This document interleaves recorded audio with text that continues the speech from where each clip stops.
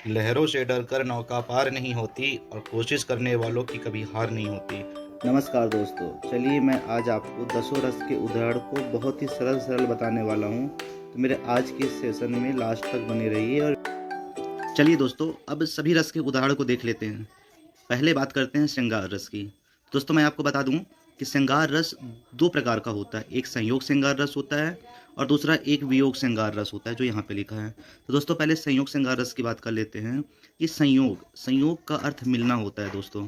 अर्थात जहाँ किसी नायक और नायिका के मिलने का बात हो या मिलने का वर्णन हो, वहाँ संयोग रस होता है। ठीक है, आई मीन संयोग श्रृंगार रस होता है। इसकी उदाहरण बहुत ही आसान है। देखिए दोस्तों, बतरस लालच लाल की मुरली धरी लुकाए, भाव करे सौहनी हंसे देन कहे नट जाए।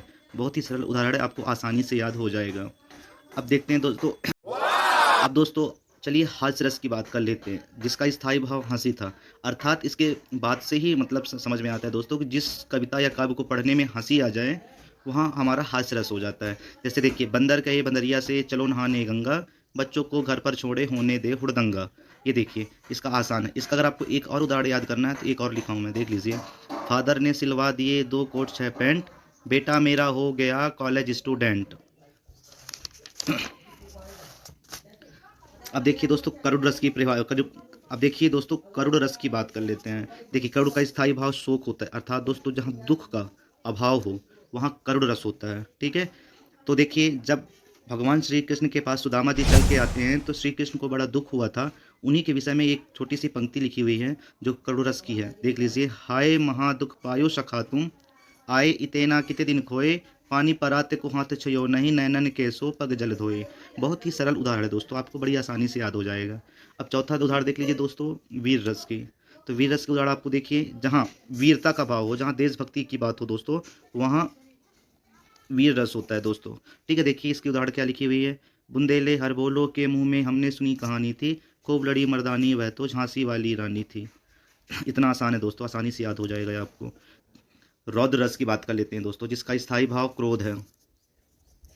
अर्थात जहाँ क्रोध की बातें हों दोस्तों, वहाँ रौद्र रस होता है। देखिए इसका उदाहरण। श्री कृष्ण के सुन वचन अर्जुन क्रोध से जलने लगे, शब शोक के अपना भूल कर करतल युगल मलने लगे।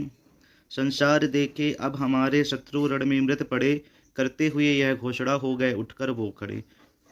ये देखिए दोस्तों, यहाँ पे क्या बोलते हैं, थोड़ा रौद्र रस का बड़ा है पर आसान है, आसानी से आपको याद हो जाएगा।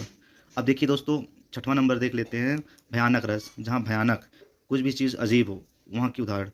उधर गरजती सिंधु लहरिया कुटिल काल के जालो सी, चली आ रही फेन उंगलिया फन फैलाए ब्यालो सी। ये भी एक भयानक रस का उदाहरण है दोस्तों। देखते हैं दोस्तों, वीभत्स सरल है, जिसका स्थायी भाव जुगुप्सा होता है दोस्तों। तो इसके उदाहरण देख लेते हैं हम। रिपुवातन की कुंकली करी जोगिनी चबात, पीबही में पागी मनोजुबती जलेबी खात। जिसका सरल उदाहरण है दोस्तों। चलिए दोस्तों, अब अद्भुत रस का उदाहरण देख लेते हैं, जिसका स्थायी भाव जुगुप्सा होता है, नहीं सॉरी, विस्मय होता है दोस्तों, विस्मय।